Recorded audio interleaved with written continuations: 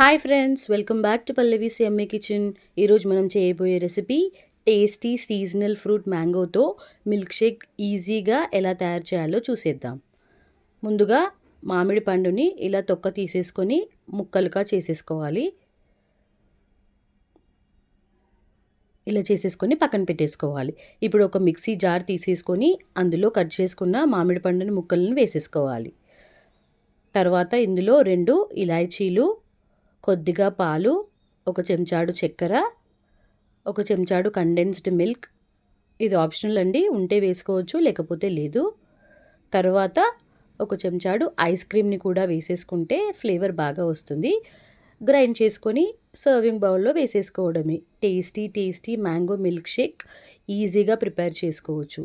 వీటిపై dry fruits ముక్కలతో, మామిడి పండు ముక్కలతో, ఐస్ క్రీమ్తో గార్నిష్ చేసుకుంటే టేస్ట్ సూపర్గా ఉంటుందండి. చాలా యమ్మీగా ఉంటుంది. 5 నిమిషాల్లో ప్రిపేర్ చేసుకోవచ్చు. టేస్ట్ ఎలా వచ్చిందో చెప్తాను. నోట్లో వేసుకుంటే కరిగిపోతుంది. ఇంకెందుకండి ఆలస్యం, ఈ రెసిపీ మీరు కూడా ట్రై చేసి టేస్ట్ ఎలా వచ్చిందో నాకు చెప్పండి.